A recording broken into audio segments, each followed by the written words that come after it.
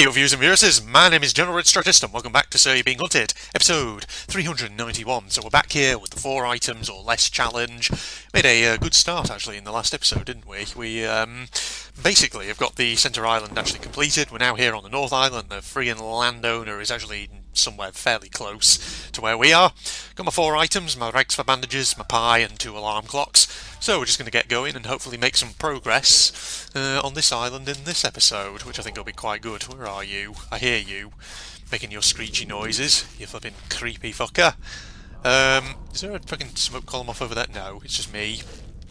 Probably seeing bits of mist. Yeah, there's definitely no smoke coming up over there. Must have just been the lighting for a moment. Having said that, there is a wisp over there. Or is there fucking...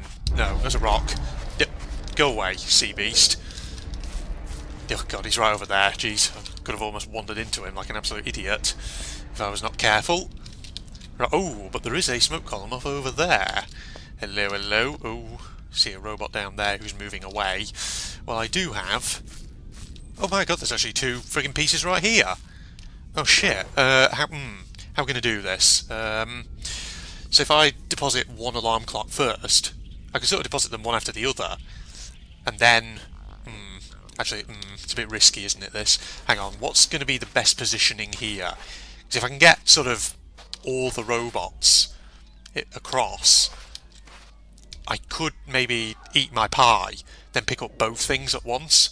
It's that fucking landowner, though, in the background who's going to be a bit of an issue. Alright, drop that there. God, where is he? Oh, he's over there, Jesus. Need to watch out. Oh, God, no, don't get stuck in a corner. Fuck. God, this is very risky, this is. Well, hopefully the alarm clock will pull them all across. Oh god, there's fucking robots there as well. Shit. Nope, stay down. Hopefully they didn't see shit. We'll be okay. We could do that alarm clock going off any moment, really, couldn't we? Oh, this is very dangerous, but at least there's a canal here that'll give us a bit of cover as we come up and over and approach the area. See, I can't even hear the ticking of that clock anymore. Right, there it goes. Right, they're off in that direction, that's good. Did it pull the other robots? Yes, it did. Okay. That's the good news. So if we run in and get this one first, hold on. Pull that one in there. Right, now run over here. I'll eat my canned pie, then pick up the other piece. Man, we are doing hella well here, aren't we? Oh god, don't get stuck on the rocks now. Don't slow me down, please. Oh shit. Watch out for that guy. Just watch out for him. Right, eat. Canned pie. Gimme, gimme, gimme. There we go. Now that was a good move and a half, wasn't it, ladies and gentlemen? And we have 4 items in our inventory. So if I find that next device piece, what I could do is use my 1 remaining alarm clock to free up a space in my inventory, then swoop in, pick it up, and obviously, well, yeah, hopefully that'll go well. That's the plan, at least, anyway. Alright, I hope you guys out there are thoroughly impressed by my mad 4 items or less skills. See, I'm doing pretty well here. It's pretty damn good. And I hope you're actually enjoying this particular challenge as well. Certainly is kind of a unique one. So it'll be very, very enjoyable. Now, I have kind of, gone off at a bit of an angle here, just wandering away onto the island, because really we do need to go to these village buildings and just maybe, well, actually keep an eye on them. I was going to say maybe get some food, but having said that, actually, we're on 94, so it's not too bad at the moment. What we could possibly do is, just try and head on and find that device piece that we're looking for, wherever it is. So if you see wisps, anyone, well... You're not going to be able to alert me because obviously I'm recording this and you're going to be seeing it not for a few days. So I was about to say, you can let me know, but no, you can't do that. Are they rather? I heard bleeping robots. I think there might have just been a patrol over there though. There's a squire down there. Hello? You guys got anything you want to show me? Anything around here? Well, whilst we're trying to seek out this final device piece... Oh, there's a wisp over there, we'll follow that one. Whilst we're trying to seek out this final device piece, I do actually have a topic of conversation that I was reading about, actually, this morning. I was looking at news.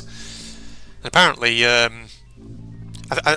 I think this is the case, but is it true that apparently the US Department of Defense is apparently going to be releasing a document about UFO sightings next month or something? In June sometime? Who knows, maybe by the time this video goes out, I don't know, maybe it'll have already been released, I don't know. It's a bit of a random topic of conversation actually, but I don't know, it's interesting I guess. And, you know, it's something for me to chat about as I try and find this device piece. But, yeah, so in essence, something...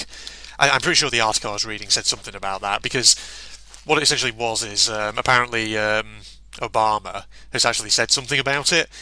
He said something about, yes, there are plenty of reports of UFOs. UFO reports, you know, have occurred, you know, things like this. We just don't know what they are and all that. But I've always been kind of... I've always taken a kind of... how should I say, slightly, I'll admit, slightly mocking amusement when I watch or read kind of people online who insist that UFOs must be evidence of aliens and all that. You know, it's a bit of a random topic, but yeah, fuck it, I'll give my thoughts on it and all that. But what I kind of mean is, now, here on the channel I've actually talked before about a video I once watched on YouTube by Wired, Jill Tarter. I think I've mentioned her before. Woman who was the at one time one of the directors of SETI, Search for Extraterrestrial Intelligence. So she's, you know, physicist and all that, physicist and astronomer or whatever she is, or was. But you know, she gave a very you know, interesting talk on Wired, just about basically about the work that SETI used to do, and asking sort of questions people have about the search for extraterrestrial intelligence and all that. But it's fascinating because I remember there being a question that she answered on that Wired video, where people asked about kind of sightings by US Navy and Air Force pilots who've seen strange objects in the sky that they couldn't quite identify. And as you'd imagine, you know, Jill Tarter's answer to that was, well, she answered it as best as she could. She said, well, we don't know what they were. That's precisely the nature of the mystery. We have no idea. But of course, there's always that one person in the comments who immediately ridicules her answer and is like, oh, it's clearly aliens and all that. And it's like, okay, hang on, the term is UFO, right? It means unidentified flying object, which means it's unidentified. We don't know what it is. So, we don't know if it's alien or whatever, okay? Aliens are just one of a raft of possible explanations, some of which we may not have actually found yet. There could be all kinds of phenomena behind it that explain what we've actually cited. Right, yeah, I've got sufficient space in my inventory for this. But yes, so, you know, Jill Tarter's answer on that video was something like, you know, it could have been that the equipment in the aircraft was faulty, and as a result, you know, it produced an apparent positive that people saw and kind of interpreted to be a flying aircraft of some kind. And when I say a positive, I mean it sort of identified something on radar. It created like a false positive, i.e. something's there, but we don't actually know if something was. I wonder why that guy's just fucking standing there and not going towards that. Okay, he is now. That's the good news. He's off. Right, here we go. Look at that. Fantastically done. So we've got all the device pieces on this island, which is the good news. 0. Lovely. But yeah, so back on the subject at hand. So Jill Tarter says that, you know, for all we know, the equipment in the aircraft for these pilots who apparently have seen unidentified flying objects, you know, it could be faulty. And people are like, ugh, how can you say that? And it's like, well, you know, when she says equipment, that does include the pilot, you know, the human equipment, the person actually tasked with operating the aircraft, so to speak. And at the end of the day, you know, there's all kinds of psychological phenomena that could explain not just why one person thinks they have seen something, but also why a bunch of other people may also have seen it, because, you know, there's the power of suggestion, things like that. You know, you see something that you don't know what it is, then suddenly one person comes along and offers a suggestion and people latch onto it because they don't know any better, or because, you know, there isn't an alternative explanation that they can readily seize upon, so that's what they go with or whatever. You know, there's things like cognitive biases, confirmation biases, things like that. If you're a bit more, say, predisposed to believe in something, then whenever something comes up that sort of perhaps fits with your way of looking at things, you might, well, look at it and it kind of reinforces pre-existing biases or whatever. So there's all kinds of things there, but it just, you know, I always find it slightly amusing when people immediately insist it must be aliens, even though we don't actually know. Because like I say, UFO means unidentified flying object, ladies and gentlemen. It could be alien, but it could just as easily be something else. The term essentially means we don't know. That's the key point. But having said that, if you were to sort of ask me, Red, do you believe in aliens? Do you believe in anything like that? Well, what I'll say is this.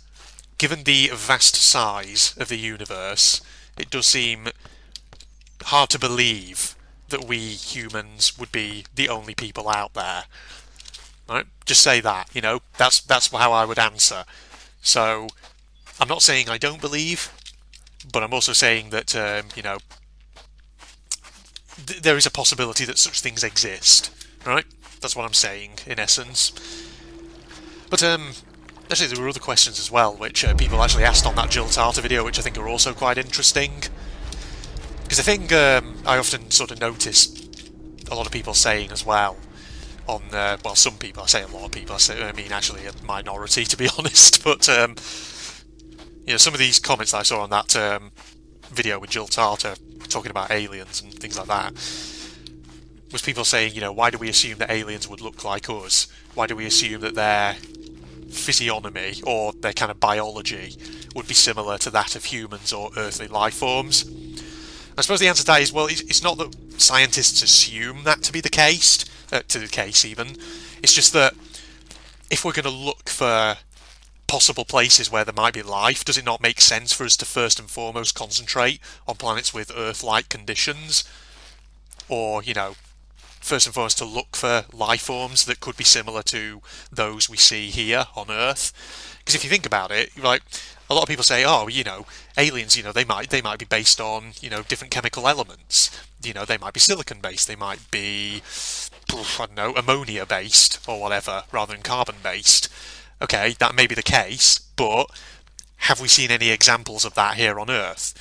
Well, as far as I'm aware, no, we haven't.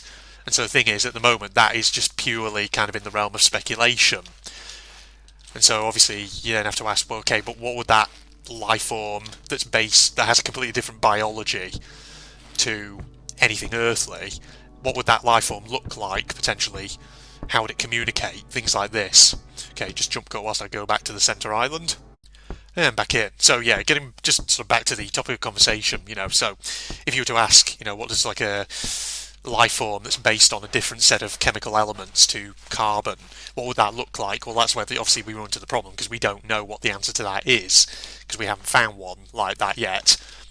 And so therefore it's all very well kind of saying, aliens might not look anything like us, or they might not look anything like that, like how we would imagine, because that's what's the term, like anthropocentrism. I think that's the right word, isn't it? Something like that. So basically, was being sort of, us kind of basing our thoughts on what other things would look like based on our own human experience. But well, it makes sense though that a lot of scientists would do that, because at the end of the day, if you want a blueprint for how life could look and evolve, well, don't look any further than Earth, because Earth has a lot of blueprints for how life could evolve, what it could look like. So, like I say, it's not that scientists necessarily assume that life on other worlds would be like that here.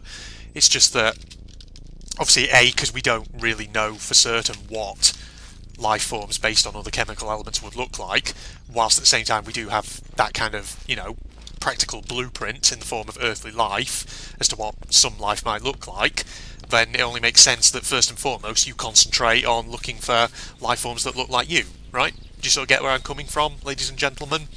I hope so. There's robots over here, we need to be a little careful. Whatever they're doing, they're between me and the standing stones. But, that's fascinating. I just found it a very interesting video. I just thought I'd kind of talk about it, given that, like I said, I was reading an article this morning just about Obama weighing in on the whole US Department of Defense planning to release a load of details about past UFO sightings and whatever. Kind of random, but, yeah. I suppose it would be very interesting. I mean, the thing is, like, a lot of UFO sightings can be explained, probably, by various phenomena.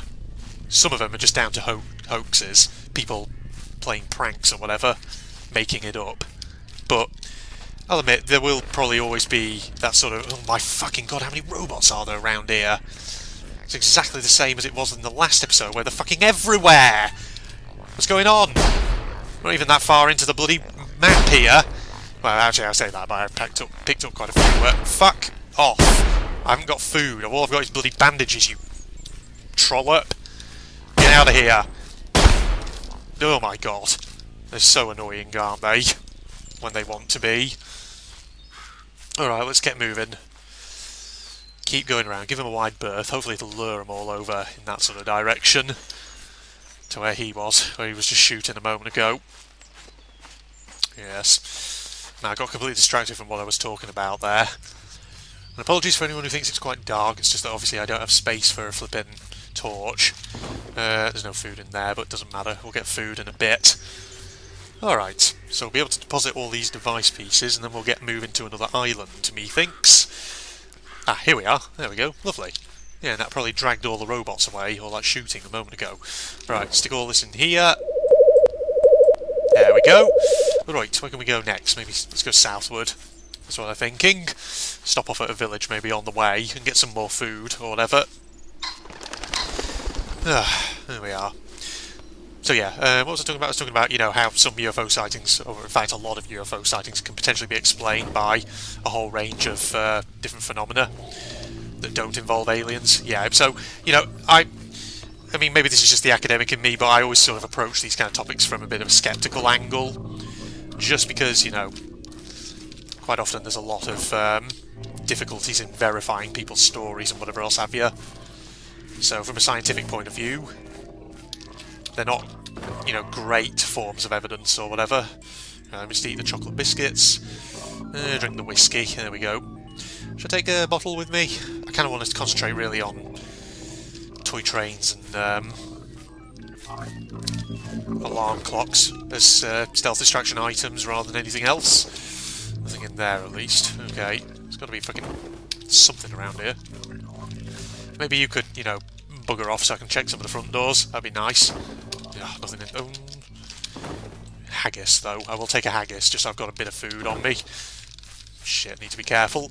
Actually, maybe we should just head off to another island. Maybe it'd be easier to do that. Oh, yes, over here. Here we go. Okay. Okay, well, since we're coming up to the jetty for the South Island, I think we've been recording for a good amount of time there. We've actually made a good bit of progress in this challenge. So we've got another island cleared. Did it in one episode. You see all my pro skills there in action, ladies and gentlemen. So I hope you'll join me for episode 392. We'll continue on as we go to what is presumably, I think, yeah, probably the South Island, this one, isn't it? So yeah, we'll head on over there. God, what a sedate episode this has actually been. Just me sort of talking in my usual monotone and all that. Actually, would you call my voice a monotone? I have no idea. Okay, right, yep, so, okay. Facebook and Twitter links down below, along with a link to my propagandist channel for anyone interested. If you enjoyed, don't forget to leave a like, comment, subscribe and all that jazz. I'll see you on the South Island in the next episode. I'll go over there off camera. Goodbye, everybody. I thought innuendos were supposed to be subtle. My lips can do other things besides singing, you know. Kendra gets on her knees and wraps her lips around your microphone. Oh boy. So in the last episode it only took us 31 minutes. In this episode it's only taken us about 3 minutes. She starts humming what sounds like one of your songs. The intense vibration nearly puts you over the top.